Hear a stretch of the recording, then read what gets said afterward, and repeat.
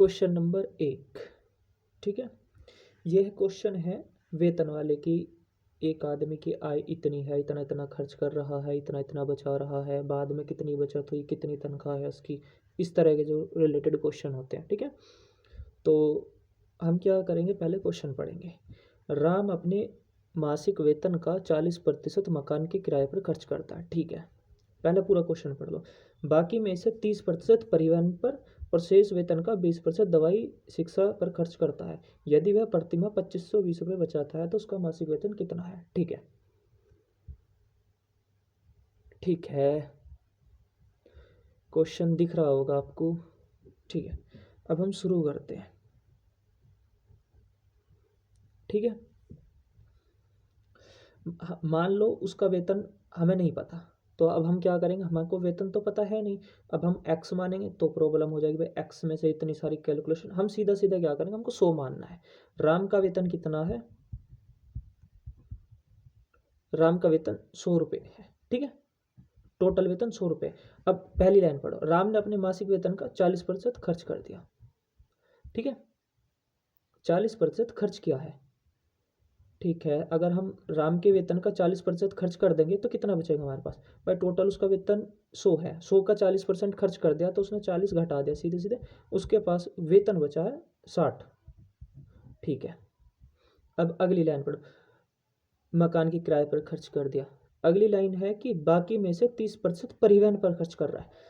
इसमें से 30% खर्च नहीं कर रहा है, वो बाकी में से जो बचा हुआ उसका 30% खर्च कर रहा है। तो अगर हम 60 का 30% इसमें से निकाल देंगे तो बचा कितना रहा है।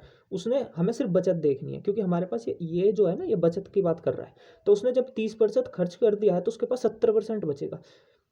उसने क्वेश्चन में बोला है कि बाकी का 30% परिवहन तथा शिक्षा पर खर्च कर दिया है, वो खर्च कर चुका है बाकी का। जब उसने 60 में से 30% वो खर्च कर चुका है तो उसके पास बचत कितनी होगी, 70%। तो हमारे पास बचत किसकी होगी, इसकी। तो अब हम अगर 60 का 70% निकालेंगे तो हमारे पास बचेगा 42। अब उसका टोटल वेतन कितना बचा, 42। 60 का 30% उसने खर्च कर दिया, बचा क्या कितना हमारे पास, 70%। हमें केवल अपनी बचत देखनी है, बचत हुई है 70। ठीक है, तो हमारे पास हो गया 60 का 70%, हमारे पास 42 रुपये हमारे उसके पास बचत के हैं। अब अगला क्वेश्चन, शेष वेतन का 20% दवाई तथा शिक्षा पर खर्च करता है। शेष वेतन का, ये जो शेष है ना, इसकी अगर वो बोलता 20% तब बात अलग होती है। ये शेष का बोलते हैं ना, इसका अगर वो पूरे वेतन का 20% होता तो इसमें से घटाते हम, लेकिन वो शेष का बात कर रहा है। तो अब हम शेष में से घटाएं, शेष में से 20% उसने दवाई पर और शिक्षा पर एक्स्ट्रा एक्स्ट्रा खर्च कर चुका है। तो अब इसमें से वो 20% खर्च कर चुका है। ठीक है, तो उसके पास बचत कितनी होगी, भाई जब 30% खर्च कर चुका है तो बचेगा 80%। तो अब हम हो गया 42 का 80%, ये बैठेगा 33.6। ठीक है, अब उसके पास इतने रुपए बच चुकी है। 42 में से उसने 20% खर्च कर दिया, उसके पास बचा 80%। तो इसका 80% होता है 33.6%। ठीक है, अब हमें क्या करना है, हमको इसकी वैल्यू दे रखी है 2520। 33.6 की वैल्यू दे रखी है उसने 2520।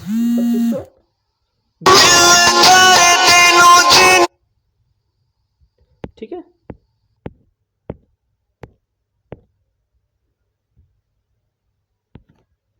एक सेकेंड, 2520 रुपये।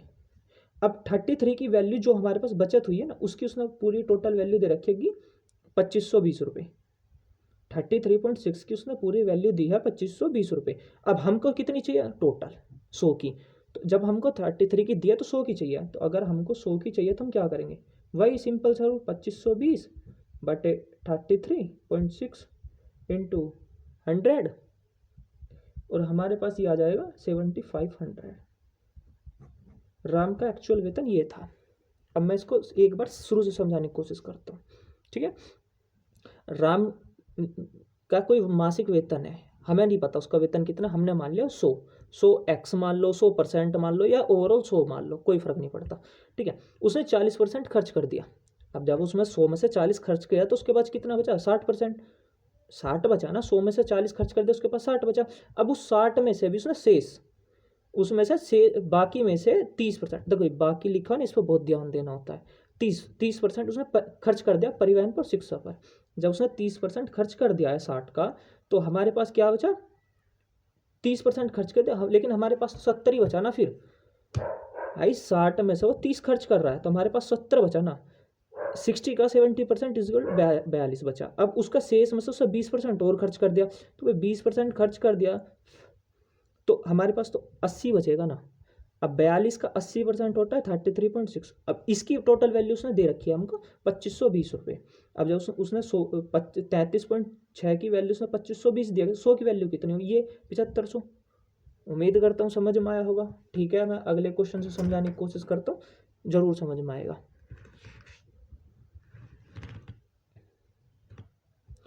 ठीक है, अगला क्वेश्चन कह रहा है, देखो वही हमें पहले क्वेश्चन की पहली लाइन पढ़ी। राजेंद्र ने अपनी मासिक वेतन का 30% खर्च कर दिया, हमें नहीं पता उसका वेतन कितना, फिर हम वही मानेंगे 100 रुपये।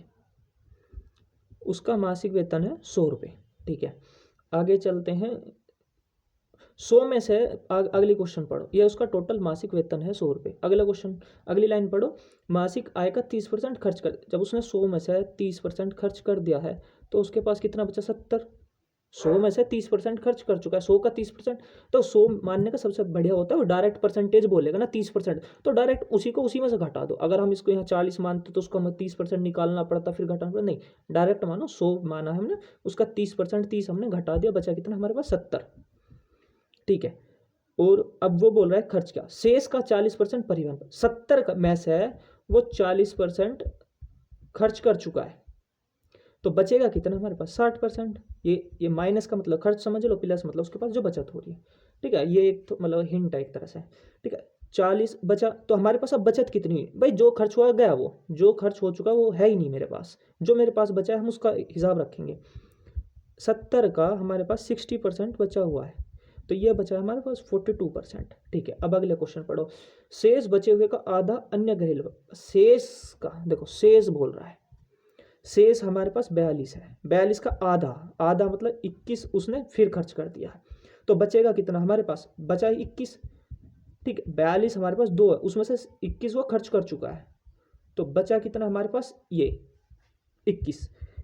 ठीक है, और इसकी वैल्यू इसने बोला है कि घरेलू खर्च पर खर्च कर। चलो ठीक, अब हमारे पास कुल 21 रुपये बचा हुआ है, जो उसका एक महीने की बचत है। लेकिन क्वेश्चन बोल रहा है प्रति वर्ष इतने रुपए बचाता है। जब एक महीने में 21 रुपये बचा रहा है, तो एक साल में कितने बचाएगा, 21 गुना 12, जिसकी वैल्यू उसने दे रखी है 64636 ठीक है, जब हमारे पास ये 21 की वैल्यू आ चुकी है, ठीक है, तो अब हमको ये 12 महीने का पूरा दे दिया, जब हमने सब 12 की गुना हो जाएगी। ठीक है इसमें, तो अब हमें 21 की वैल्यू हमारे पास इतनी है, तो हमें 100 की वैल्यू निकालनी है। तो कुछ नहीं करना है, ये इसको मतलब ये निकाल दो, एक की वैल्यू कितनी आएगी हमारे पास, 46368 अपॉन 21 इंटू 12। देखो या तो इसको 12 से भाग दे के एक महीने की बचत निकाल लो, या डायरेक्ट यहाँ 12 का भाग दे लो, बात एक ही है। ठीक, अब हमें 100 की वैल्यू निकालनी, तो इसमें गुना 100 की कर दो, 46368। ठीक है, भाग 21 गुना भाग 12 गुना 100, और इसका आंसर आएगा हमारे पास 18,400। ठीक है, ये आ गया 18,400। ठीक है, देखो क्वेश्चन बोल रहा है, देखो क्वेश्चन पढ़ना दो शुरू से। राजेंद्र ने अपनी मासिक आय का 30% खर्च किया, हमको नहीं पता उसकी मासिक आय कितनी, हमने उसकी मासिक आय 100 रुपये मान ली, 100 में से 30 खर्च कर दिया, हमारे पास बचा 70। हमको खर्च करने से कोई मतलब, हमारे पास जो बचेगा। ठीक है, अगले में कह रहा कि शेष का 40% ना परिवहन पर खर्च कर दिया, शेष खर्च कर दिया उसने, हमारे पास बचेगा कितना भाई, 40% में खर्च कर दूंगा तो मेरे पास 60% बचेगा। तो मेरे पास ये बचा 60%। ठीक है, और ये होता है 42। अब 42 में से वो बोल रहा है शेष का आधा, आधा 42 का 21 हो गया, 21 उसने खर्च कर दिया, 21 उसके पास बचा, लेकिन वो 21 एक वो है, लेकिन यहाँ पे 12 दे रखा है, 12 की वैल्यू है। ठीक है, तो ये पूरे 12 महीने का है, लेकिन हमें 1 महीने निकाल ले तो हम इसकी यहाँ गुना कर देंगे, इसको भाग, वो देखो वो तो कैलकुलेशन, उससे फर्क नहीं पड़ रहा। तो उम्मीद करता हूँ ना समझ में आया। देखो हमें क्या करना, पहले पूरा वैल्यू माननी है, फिर उसमें से जो पहले बोल रहा मतलब जो कंडीशन फॉलो कर रहा है उसको फॉलो करते चल रहा, आंसर आ जाएगा। ठीक है, मैं अगला क्वेश्चन और सिखाने की कोशिश करता हूँ। जब एक टॉपिक पर 3 से 4 क्वेश्चन सीखोगे आराम से समझ में आएगा।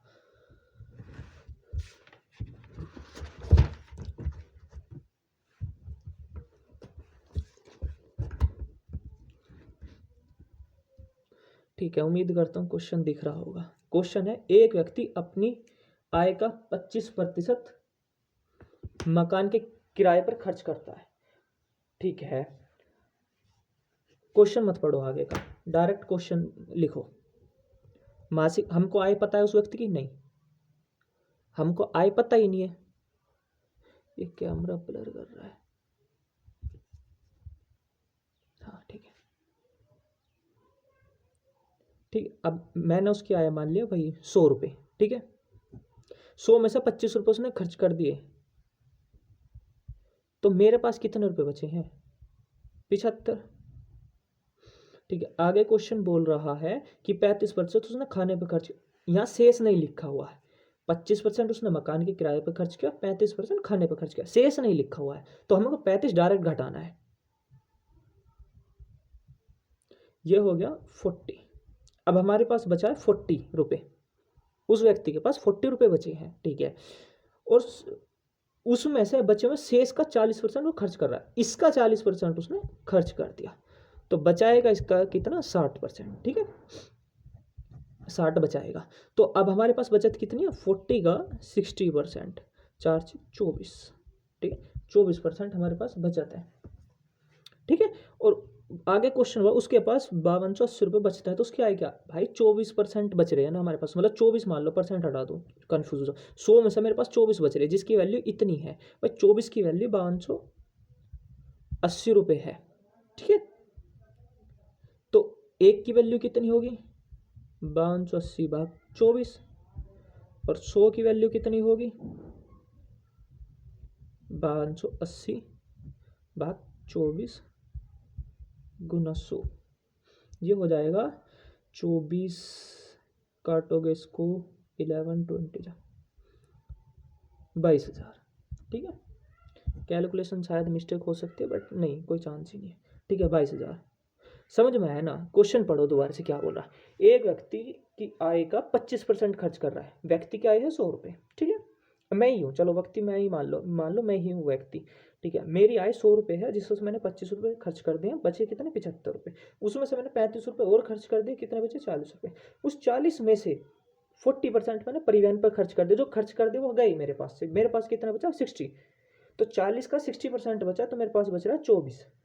ठीक है, 24 बचा, 24 की वैल्यू इसने दे रखी है 5280 रुपये। ठीक है, 100 की वैल्यू निकालनी मुझे टोटल की, 22,000 आ जाएगा। ठीक है, ठीक है, इसी प्रकार अब अगला क्वेश्चन देखते हैं। एक छात्र अपनी छात्रवृत्ति का 20% कमरे के किराए पर खर्च करता है।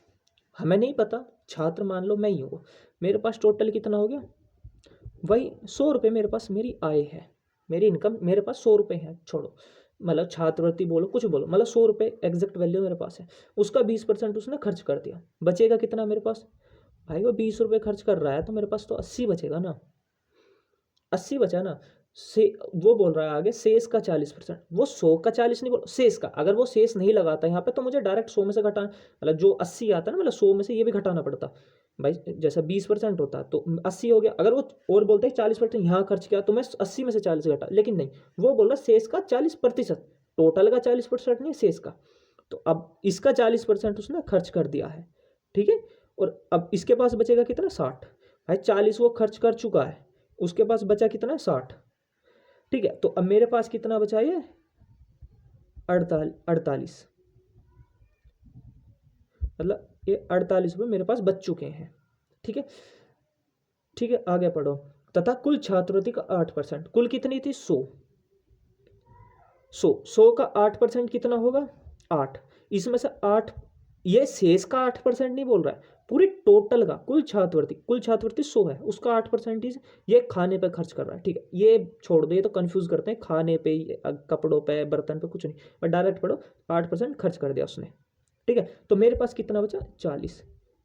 अगर वो ये बोलता है कि शेष का 8%, तो मुझे इसका 8% निकालना पड़ता, लेकिन उस टोटल का पूछ रहा है, कुल छात्र 100 की 8% 8 हो गया, तो मेरे पास कितना बचा 40। ठीक है, मेरे पास अब 40 रुपये बचे हैं। ठीक है, अब आगे पढ़ो। ठीक है, और इतने रुपये खर्च कर, ठीक है, अब बचा उसके पास 4400 रुपये। उसने जो मेरे पास जो 40 रुपये बच रहे ना, उसकी वैल्यू 4400 है, उस 40 की वैल्यू 4400 है, लेकिन टोटल तो मेरा 100 था, तो 100 की वैल्यू कितनी आएगी 4400 इजिकल टू 40, ये 4 है, इजिकल टू 100 रुपये। ये हो जाएगी मेरे पास 4 एकम 4 11,000 रुपये। ठीक है, ये मेरे पास 11,000 रुपये हो जाएगी। समझ में आई? एक छात्र है, छात्र में ही मान, मुझे कोई स्कॉलरशिप मिली 100 रुपये। ठीक है, इसने नहीं बता रखा, मैंने 100 रुपये मान ली, उसका 20% खर्च कर दिया। खर्च करने के बाद मेरे पास कितना बचा 80 रुपये। ठीक है, 80 बचे, उसमें से 40% खर्च कर दिया मैंने, 80 का 40 करा, तो मेरे पास 60% बचेगा ना।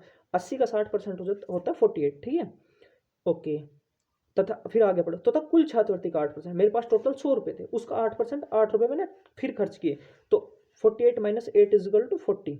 ठीक है, अब आगे बढ़ो, और कपड़े पर खर्च करता है। ठीक है, चलो खर्च कर दे। अब मेरे पास 40 रुपये बचे, जिसकी वैल्यू उसने दे रखी है ये 4400। ठीक है, तो जब 40 की वैल्यू 4400 रुपये है, तो 100 की वैल्यू कितनी है कि 4400 अपॉन 40 इंटू 100 इजिकल टू इतनी। चलो ठीक है, एक क्वेश्चन और सिखाता हूँ, उम्मीद करता हूँ फिर समझ में आ जाएगा इस तरह के क्वेश्चन।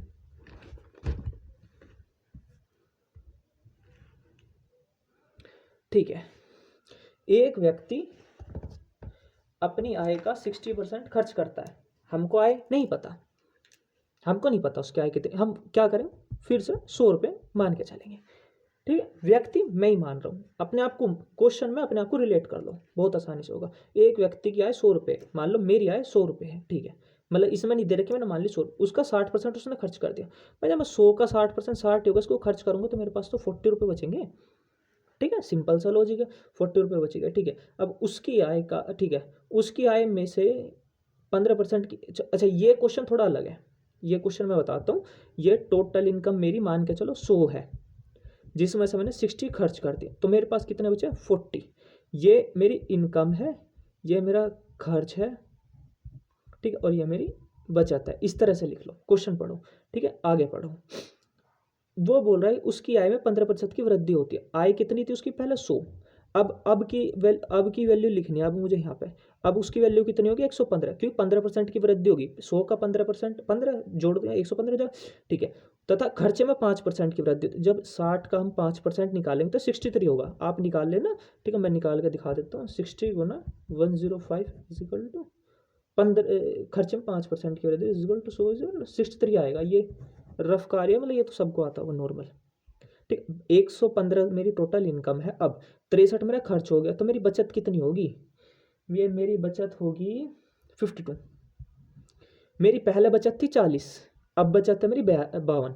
आगे पढ़ो, तथा खर्चे में वृद्धि होगी। बचत का प्रतिशत बताओ भाई, मेरी पहले 40 थी, अब मेरी 52 होगी, कितने बढ़ी मेरी 12 आय बढ़ी, कितने में बढ़ी 40 पे बढ़ी ना, अपॉन 40, इसका परसेंट निकाल दो इजिकल टू 100, तो ये आएगा 30%। ठीक है, 30%। मेरी कोई वैल्यू है 100 रुपये, देखो मैं ब्लैक पेन ले लेता हूँ। मेरी आय है 100 रुपये, मतलब मेरे पास टोटल रुपये है 100, 60% मेरा खर्च है, बचत मेरी 40 रुपये हो रही है। मेरी बढ़ गई है आय 15%। ठीक है, खर्च बढ़ा मेरा 5% बढ़ा दिया, बचत हुई मेरी इतनी। बचत नहीं देगा वो, या तो इसको बढ़वाएगा, इसको बढ़वाएगा, या इन दोनों को बढ़वाएगा, तो ये तो एक दूसरे रिलेशन है सबका। ठीक है, मेरे पास अब कितने पहले थे 40, अब है 52, 12 बढ़ गई है मेरी, कितने पे बढ़ी है 40 पे, तो ठीक है, उसका परसेंटेज निकालोगे 30 होगा। ठीक है, तो इसी के साथ अलविदा। एक टॉपिक समझाने की कोशिश की है, अगर आगे देख कर बताना कैसा लगा। ठीक है।